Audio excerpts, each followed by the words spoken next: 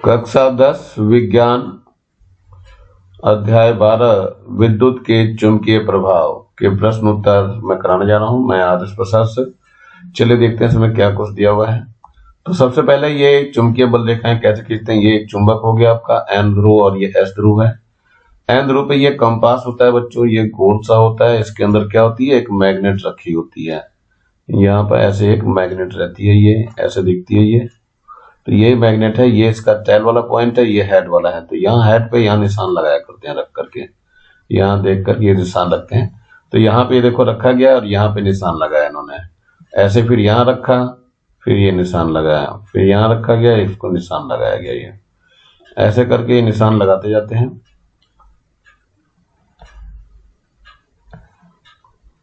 जब ये निशान लग जाता है तो इनको हटा करके इसको मिला देते हैं। तो फ्री हैंड राइटिंग से इसको मिलता है, बिल्कुल ऐसे ही एक चाप सा मिलता है हम लोगों को। ये एक और चुंबकीय क्षेत्र आपको खींच करके दिखाया गया है। ये लकड़ी की नहीं, ये लोहे की छीलन रखी हुई खूब अच्छी तरह गत्ते पे, और यहाँ एक चुंबक शक्तिशाली रख करके गत्ते को थोड़ा सा हिला दिया गया, पुट्ठे को। तो ये इस तरह से संघनित होकर के अपने आप जो है छीलन इसमें हो गई, जो विद्युत क्षेत्र को दर्शाती है। ये यहाँ पे क्या है, ये चुंबकीय बल रेखाएं जब चुंबक का उत्तरी ध्रुव भौगोलिक दक्षिण की ओर है, यानी ये N2S है।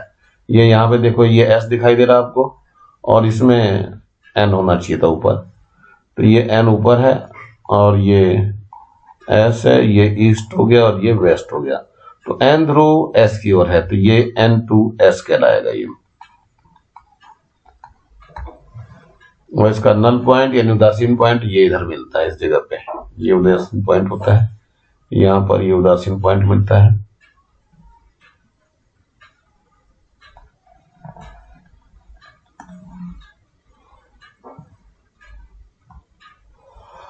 ये एक और जो है बल रेखाएं दिखाई जाती हैं, धन चुंबक में चुंबकीय बल रेखाएं दिखाई जाती हैं। ये जो है नाल चुंबक की बल रेखाएं, ये ध्रुवों के आमने सामने होने पर बल रेखाएं हैं ये, और असमान ध्रुवों के आमने सामने होने पर। ये समान ध्रुव है जब तब ये है, और जब असमान है तब ये ऐसी खिलती बल रेखा है।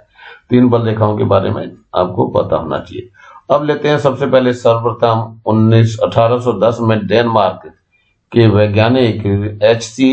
ओस्टेड ने विद्युत चुंबकीय प्रभाव को देखा था। तो इसलिए इनके नाम पर ही, किसके नाम पे, ओस्टेड के, ओरेस्टेड है, ओरेस्टेड के नाम पर ही ये रखा गया सारा कुछ। ये है जब धारा ना बहे तो विक्षेप इसमें शून्य होता है। यहाँ पे विक्षेप आपको दिखाई दे रहा है, सुई है, विक्षेप वाली सुई है। ये जब इसमें कोई विद्युत धारा नहीं, लेकिन जैसे इसको टच करेंगे विद्युत धारा, देखो यहाँ पे टच कर दिया गया, विद्युत धारा बहने लगी, तो सुई में देखो विक्षेप आ गया ये हमारा कुछ। तो ये क्या बात शो करती है कि जब धारा में बहे तो सुई में विक्षेप हो जाता है। तो चालक में धारा प्रवाह के विक्षेप की दिशा को दर्शाता है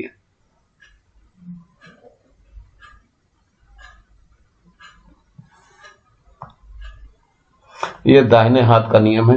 ये चालक नीचे से ऊपर की ओर दिखाई दे रहा है, ये अंगूठा इसका दिखाई दे रहा है। तो ये हाथ की जो उंगलियां हैं ये चुंबकीय क्षेत्र को दर्शाती हैं। ये जो उंगलियां दिखाई दे रही हैं ये चुंबकीय क्षेत्र B को दर्शाती हैं ये।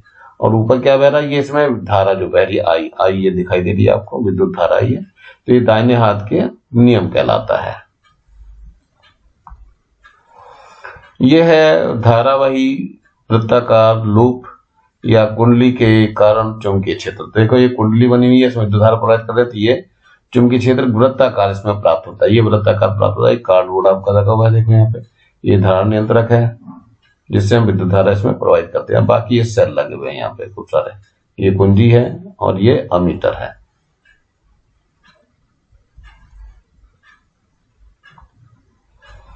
अब ये क्या है, ये धारावाही चालक पर बल कैसे लगता है। तो ये आपने देखा होगा, यहाँ से बैटरी से विद्युत धारा प्रवाहित कर रहे हैं, तो जैसे प्रवाहित करेंगे तो ये बीच में आपको एक शक्तिशाली चुंबक क्षेत्र रखा हुआ है।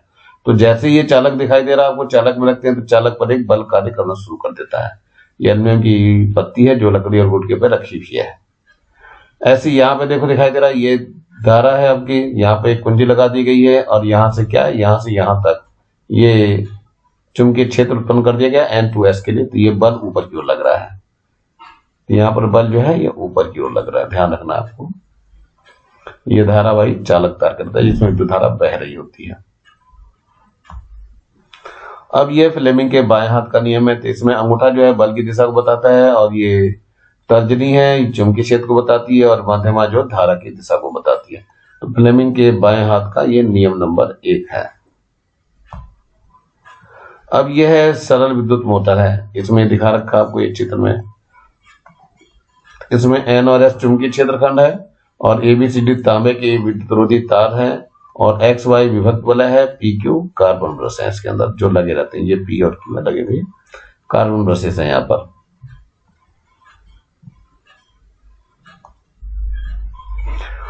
फैराडे को विद्युत चुंबकीय प्रेरण बल रेखाओं और विद्युत चुंबकत्व के नियमों के लिए जाना जाता है। ये माइकल फैराडे हैं। इन्होंने अपनी लाइफ का बहुत ज्यादा समय खोया अपने प्रयोगों को सिद्ध करने में। देखिए क्या है, ये जो बाहर रखा हुआ चुंबक है, जब इसकी तरफ अंदर तरफ लाते हैं तब इसमें प्रेरित विद्युत धारा बहने लगती है। तो ये देखो वह विद्युत धारा बह रही है जहां धारामापी में विक्षेप दाईं ओर है। यहाँ देखो विद्युत धारा नहीं बहती है, धारामापी में कोई विक्षेप नहीं है इसमें। तो जब ये रुका हुआ रहेगा चुंबक तब इसमें कोई विद्युत धारा नहीं बनेगी, लेकिन जैसे इसको आगे गति कराएंगे तुरंत विद्युत धारा बहनी चालू हो जाती है।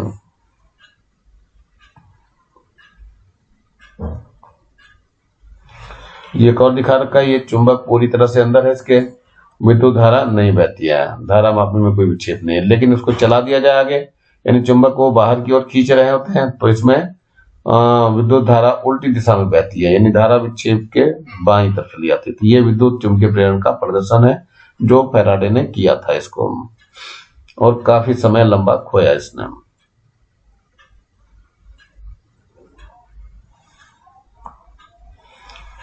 चलिए ये एक और दिया हुआ है गति की दिशा के लिए।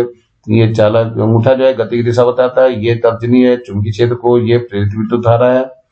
तो ये फ्लेमिंग के दाएं हाथ का नियम है। तो ये चुंबकीय क्षेत्र हो गया, प्रेरित विद्युत धारा हो गई, और गति की दिशा हो गई। अब ये विद्युत जनित्र है, ये इसमें शक्तिशाली चुंबकीय क्षेत्र लगाया जा रहा है N और S। तो इसमें बीच में क्या करना है आपको, ये आर्मेचर रखी गई ABCD रखी गई, यहाँ पे R1 R2 क्या है, ये स्लिप रिंग्स हैं, और इसमें ब्रशेस लगे हुए B1 B2, और ये कार्बन ब्रश के साथ ये जुड़ा हुआ है गैल्वेनोमीटर, इन धारा मापी से ये जुड़ा हुआ है। जैसे विद्युत धारा प्रवाहित करते हैं वैसे इस पर कुंडली पर बल लगने लगता है, बल युग्म लगता है जो इस कुंडली को घुमाने लगता है। तो इसमें जितनी भी विद्युत ऊर्जा है वो सारी यांत्रिक ऊर्जा में कन्वर्ट हो जाती है। या उसका उल्टा कर सकते हैं, अगर हम यांत्रिक ऊर्जा दे रहे हैं तो विद्युत ऊर्जा में ये रूपांतरित हो जाएगी।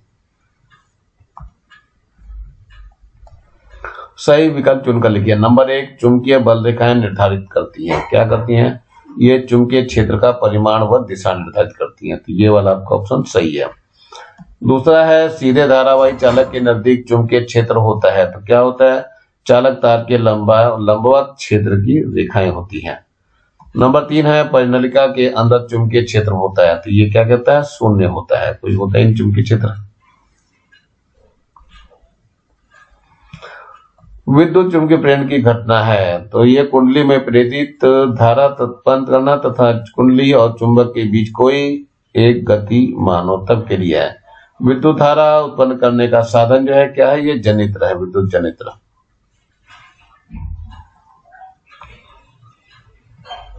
रिक्त स्थानों की पूर्ति कीजिए। नंबर 1 है, जो यांत्रिक ऊर्जा को विद्युत ऊर्जा में बदल सके वह विद्युत जनित्र कहलाता है। नंबर 2 है, विद्युत मोटर विद्युत ऊर्जा को यांत्रिक ऊर्जा में बदलता है। फ्लेमिंग के दाहिने हाथ के नियम से मध्यम से विद्युत धारा की दिशा ज्ञात की जाती है। फ्लेमिंग के बाएं हाथ के नियम से लापरवाही इन धारावाही चालक पर विद्युत क्षेत्र की दिशा ज्ञात करते हैं। और अगला है, मैक्सवेल के दाहिने हाथ के नियम से विद्युत बल की दिशा ज्ञात कर सकते हैं।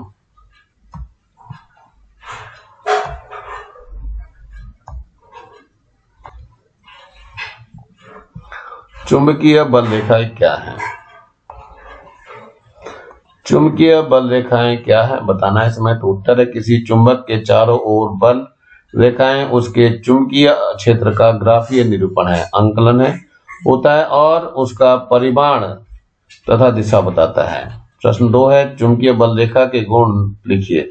तो नंबर 1 है, चुंबकीय बल रेखाओं के गुण, ये सदैव उत्तरी ध्रुव से आरंभ होकर दक्षिणी ध्रुव पर समाप्त होती हैं।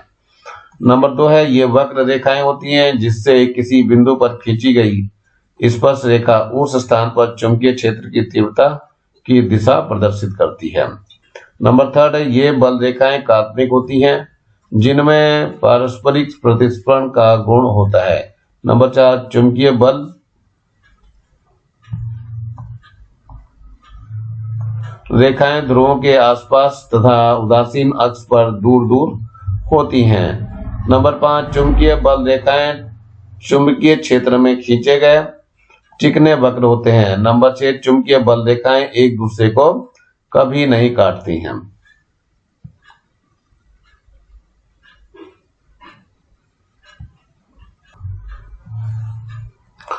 सीधे धारावाही चालक तार का चुंबकीय क्षेत्र रेखाएं खींचना। तो ये उत्तर है आपका। ये आपको इस तरह से लकड़ी का बुरादा रख करके लोहे का बुरादा रखना है इसके ऊपर कार्डबोर्ड पे और इसको इसमें विद्युत धारा प्रवाहित करते हैं। ये धारा नियंत्रक है, इसे कम ज्यादा धारा कर लेते हैं। ये कुंजी है जिसके साथ स्विच का काम करता है। ये अमीटर है जो उसकी धारा को नापेगा। तो यहाँ पे क्या करते हैं, कुंजी जैसे लगाते हैं वैसे इसमें विद्युत धारा बहने लगती है और यहाँ पर ये हिस्सा गर्म हो जाता है इसका और इसमें धारा बढ़ने लगती है। तो इसी को लेकर के ग्राफ खींचा जाता है। चलिए थोड़ा सा देखते हैं आगे। किसी चालक तार में पूर्व से पश्चिम दिशा की ओर प्रवाहित हो रही है।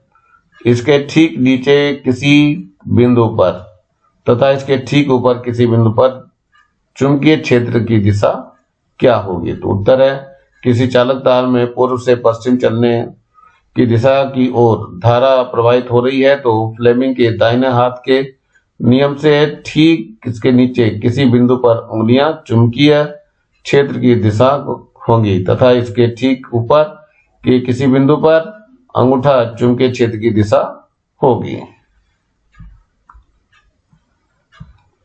मेज के तल में पड़े तार के वृत्ताकार लूप पर विचार कीजिए। मान लीजिए इस लूप में वामावर्त दिशा में विद्युत धारा प्रवाहित हो रही है। इस पास के भीतर तथा बाहर चुंबकीय क्षेत्र की दिशा ज्ञात कीजिए। तो ये उत्तर है मेज के तल में पड़े तार के वृत्ताकार लूप में वामावर्त दिशा में विद्युत धारा प्रवाहित होने पर इस वृत्ताकार तार के लूप का प्रत्येक भाग वृत्ताकार तार के अंदर समान दिशा में चुंबकीय क्षेत्र रेखाएं उत्पन्न करती हैं। इस प्रकार वृत्ताकार तार के लूप पास के भीतर तथा बाहर चुंबकीय क्षेत्र की दिशा समान करती हैं।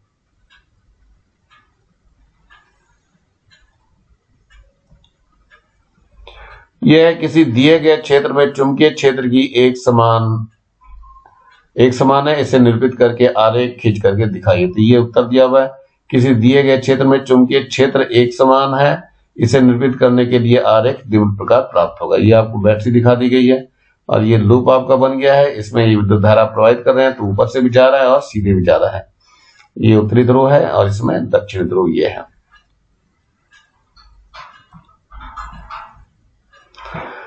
क्रियाकलाप एल्युमिनियम की एक छोटी छड़ AB को संयोजित तार द्वारा किसी स्टैंड में लटका करके एक प्रबल नाल चुंबक को इस प्रकार व्यवस्थित किया जाए कि छड़ नाल चुंबक के ध्रुवों के मध्य में तथा चुंबकीय क्षेत्र की दिशा ऊपर मुखी हो। इस हेतु नाल चुंबक को N ध्रुव छड़ के दूसरे नीचे तथा S ध्रुव छड़ के ऊपर हो। छड़ में अब धारा B से A की ओर भेजिए। क्रियाकलाप में छड़ A का विस्थापन घूमना किस प्रकार बदलेगा। यदि छड़ में विद्युत धारा की मात्रा बढ़ा दें, यदि छड़ में अन्य प्रबल नाल की चुंबक किया जाए। C यदि छड़ की लंबाई कम कर दी जाए। तो यही उत्तर इसमें दिया हुआ है। यदि छड़ AB में धारा की प्रवाहित मात्रा बढ़ा दें तो छड़ बाईं ओर विस्थापित हो जाती है तथा धारावाही चालक पर आरोपित बल की दिशा बदल जाती है। नंबर B है यदि अन्य प्रबल नाल चुंबक दिया जाए तो छड़ AB के विस्थापन से कोई परिवर्तन नहीं होगा। C यदि छड़ की लंबाई कम होकर दी जाए तो छड़ AB विस्थापित में कोई परिवर्तन नहीं होगा।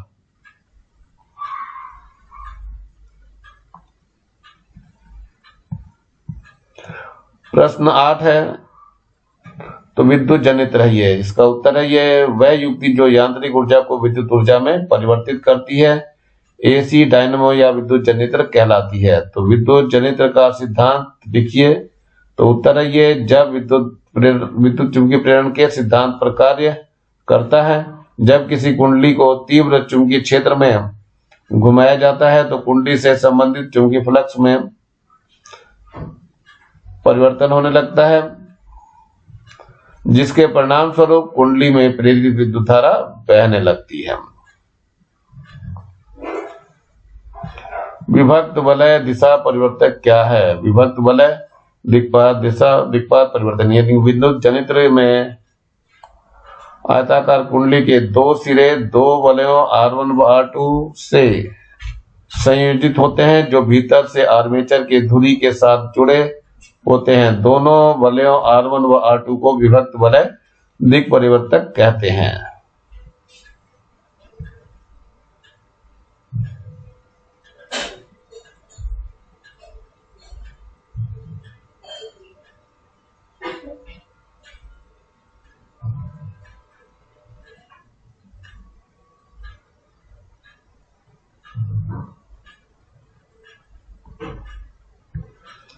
थोड़ा सा आगे चलते हैं हम लोग।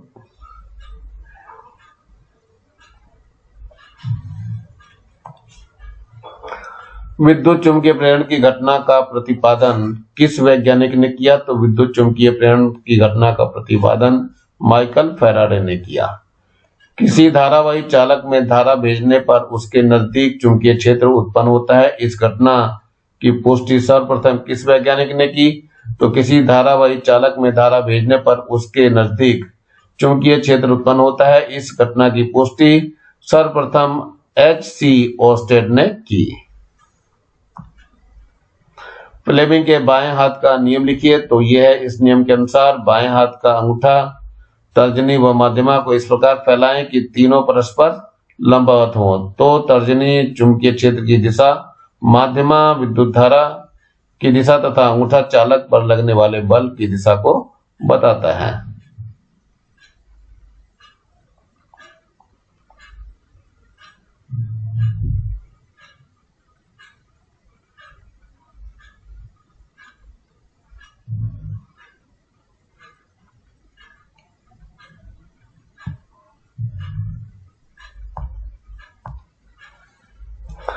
विद्युत मोटर का उपयोग किन किन उपकरणों में किया जाता है?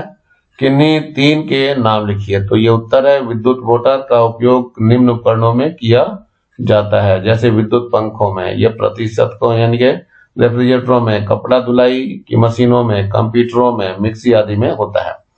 अगला प्रश्न है, चुंबकीय क्षेत्र को उत्पन्न करने के 3 तरीकों की सूची बनाइए। तो नंबर 1 है ये चुंबकीय क्षेत्र को उत्पन्न करने में 3 तरीकों की सूची है। नंबर 1 क्या? सीधे धारावाही चालक तार में बहने वाली धारा के कारण उत्पन्न चुंबकीय क्षेत्र। नंबर 2 क्या? तार के वृत्ताकार लूप में प्रवाहित धारा के कारण उत्पन्न चुंबकीय क्षेत्र। नंबर 3 है, तार की बेलनाकार आकृति परिनलिका में प्रवाहित विद्युत धारा के कारण उत्पन्न चुंबकीय क्षेत्र है। अगला प्रश्न है, धारावाही परिनलिका चुंबक की भांति कैसे व्यवहार करती है?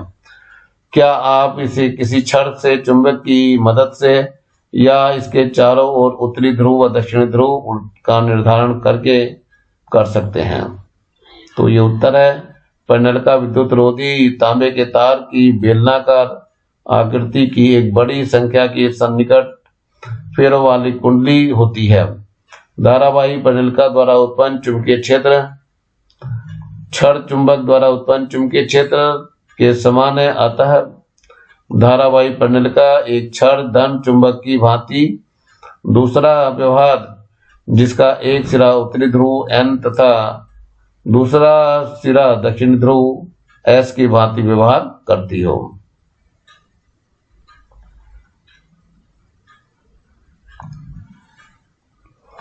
चुंबक के 3 प्रमुख गुण। तो ये उत्तर है इसका, चुंबक के 3 प्रमुख गुण निम्न प्रकार है। नंबर 1, चुंबक लोहे और निकिल जैसे कुछ अन्य पदार्थों को आकर्षित करता है। नंबर 2, घुसने के लिए स्वतंत्र चुंबक सदैव उत्तर दक्षिण में ठहरता है। नंबर 3, एक चुंबक को छोटे छोटे भागों में विभाजित किया जाए तो प्रत्येक भाग स्वयं एक चुंबक का कार्य पूर्ण रूप से करता है।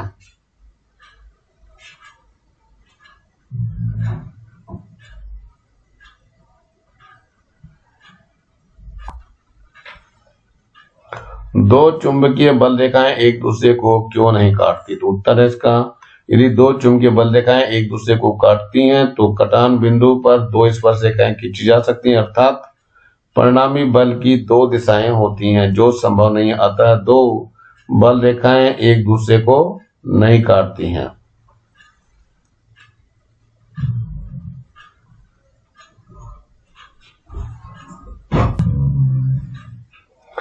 विद्युत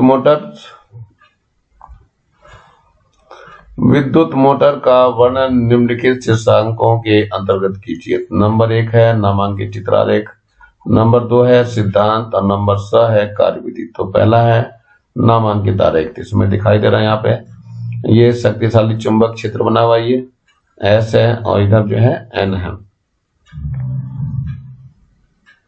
और यहाँ पे आर्मेचर लगी हुई है और ये ब्रशेस वगैरह लगे हैं और यहाँ से S1 S2 स्लिप रिंग्स हैं, ये जो दिशा बदल देते हैं इसको, और ये कार्बन ब्रश है जो इसको स्पर्श करता रहता है।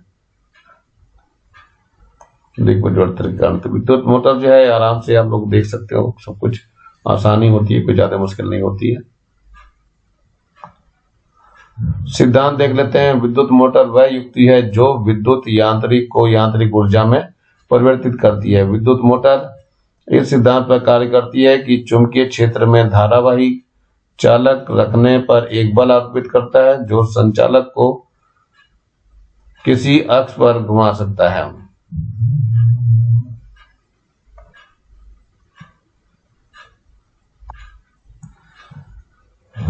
कार्यविधि, इसमें तांबे की एक आयताकार कुंडली PQRS है जिस पर विद्युत रोधी आवरण चढ़ा रहता है।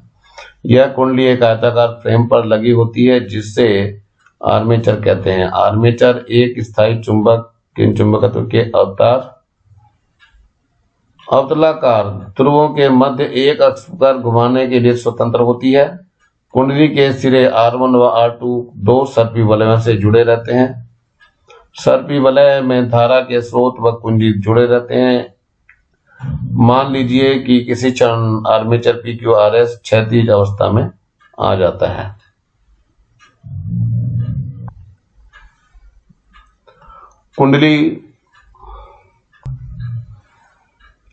कुंडली में चित्रानुसार धारा प्रवाहित करने पर फ्लेमिंग के बाएं हाथ के नियमानुसार PQ पर एक बल नीचे की तरफ तथा RS पर एक बल ऊपर की ओर कार्य करता है। इस प्रकार यह दो बराबर एवं विपरीत बलों का युग्म बन जाता है जो कुंडली को घड़ी की सुई की दिशा में घुमाता है। आधे चक्कर के पश्चात R1 व R2 की स्थिति बदल जाती है जिसके कारण PQ ऊपर से नीचे की ओर RS नीचे से ऊपर की ओर घूमती है। इस प्रकार कुंडली बराबर घूमती है। ये इसका चित्र बना हुआ है। देखो, विद्युत जनित्र का वर्णन निम्नांकित शीर्षकों पे कीजिए। ये हालांकि आया हुआ है 2018 में। अंतर्गत नंबर 1 है नामांकित रेखा चित्र, नंबर 2 सिद्धांत है, नंबर 3 कार्यविधि। उत्तर है नामांकित में चित्र आपको बनाना है जिसमें ये दिशा परिवर्तक है, R1 R2 B1 B2 brush है, इसके कार्बन ब्रश है और ये N और S शक्तिशाली चुंबक है और ये BC ABCD दिखाई दे रहा है, ये आर्मेचर है। सिद्धांत देखिए, यह विद्युत चुंबकीय प्रेरण के सिद्धांत पर कार्य करता है। जब किसी कुंडली को तीव्र चुंबकीय क्षेत्र में घुमाया जाता है तो कुंडली से संबंधित चुंबकीय बल रेखाओं की संख्या में परिवर्तन होता है जिसके परिणाम स्वरूप कुंडली में प्रेरित धारा प्रवाहित होने लगती है। कार्यविधि देखते हैं। एक सामान्य AC डायनेमो में 3 भाग होते हैं। नंबर 1 नाल चुंबक, नंबर 2 कुंडली तथा क्रोड एवं वलय, नंबर 3 वलय है। मान लीजिए कि किसी समय कुंडली में ABCD क्षैतिज अवस्था में है। जैसे ही कुंडली को गुजारते हैं AB की ऊपर से CD के नीचे की ओर आना प्रारंभ कर देता है। इस प्रकार से प्रेरित धारा A व B से होती हुई C व D की तरफ बढ़ने लगती है। और वलय R1 व R2 से पुरुष से पृथक B1 व B2 द्वारा परिपथ में चली जाती है। आधे परिक्रमण के पश्चात AB भाग नीचे से CD भाग ऊपर की ओर जाना प्रारंभ कर देता है, जिसके कारण प्रेरित धारा पहले के विपरीत दिशा में प्रवाहित होने लगती है और इस प्रकार धारा का प्रवाह परिक्रमण के आधे भाग में एक तरफ व दूसरे आधे भाग में दूसरी तरफ होता है। इसलिए इस प्रकार उत्पन्न प्रेरित धारा को प्रत्यावर्ती धारा और इस प्रकार के जनित्र प्रत्यावर्ती को जनित्र प्रत्यावर्ती कहते हैं, प्रत्यावर्ती जनित्र कहते हैं। दो वृत्ताकार कुंडली A तथा B एक दूसरे के नजदीक रखी है। यदि कुंडली A में बहने वाली विद्युत धारा में परिवर्तन करें तो कुंडली B में कोई विद्युत धारा प्रवाहित होगी या नहीं, कारण से स्पष्ट कीजिए। तो उत्तर है ये, दो वृत्ताकार कुंडली A व B एक दूसरे के नजदीक हैं। यदि कुंडली A में बहुत बहने वाली विद्युत धारा में परिवर्तन न करें तो कुंडली B में भी कुंडली A के समान विद्युत धारा बहने लगती, क्योंकि जब दो संपर्कित कुंडलियों में से किसी एक कुंडली में विद्युत धारा के मान में परिवर्तन करते हैं तो दूसरी कुंडली में भी पहले कुंडली को विद्युत धारा के समान विद्युत धारा प्रेरित होती है। कोई विद्युत रोधी तांबे के तार की कुंडली कोई धारा किसी धारामापी से जोड़ दी, क्या होगा यदि दंड चुंबक की ओर हो। नंबर 1 है कुंडली में धकेला जाएगा। नंबर 2 कुंडली के भीतर स्थिर रखा जाएगा। नंबर 3 है कुंडली के भीतर के बाहर खींचा जाए। तो पहले उत्तर देख लीजिए। नंबर 1, इस स्थिति में कुंडली में प्रेरित विद्युत धारा उत्पन्न होती है। नंबर 1 है यदि उत्तरी ध्रुव दक्षिण में धकेल दें तो हम कुंडली में धारा की दिशा घड़ी की सुई की विपरीत दिशा में से होती है। नंबर 2, यदि कुंडली में दक्षिण ध्रुव धकेलते हैं तो वह कुंडली में धारा की दिशा घड़ी की सुई की दिशा में होती है।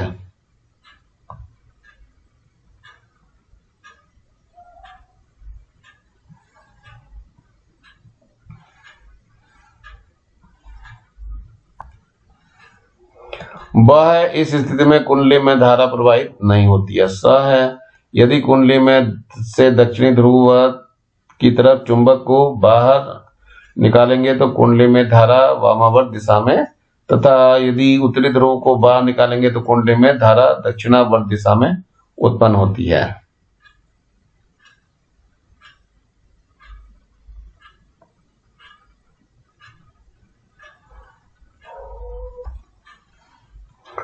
किसी सीधे धारावाही चालक तार में चारों ओर उत्पन्न चुंबकीय क्षेत्र की दिशा को निर्धारित करने वाला नियम लिखिए। तो उत्तर है इसका, किसी सीधे धारावाही चालक तार में चारों ओर उत्पन्न चुंबकीय क्षेत्र की दिशा को निर्धारित करने वाला नियम फ्लेमिंग के दाएं हाथ का नियम है। फ्लेमिंग के दाएं हाथ का नियम लिखिए। तो यह है, इस नियम के अनुसार यदि दाएं हाथ की तर्जनी, मध्यमा एवं अंगूठे को इस प्रकार फैलाया जाए कि तीनों परस्पर लंबवत हो तो अंगूठा चालक में गति की दिशा, तर्जनी चुंबकीय क्षेत्र की दिशा तथा मध्यमा प्रेरित विद्युत धारा की दिशा बताती है।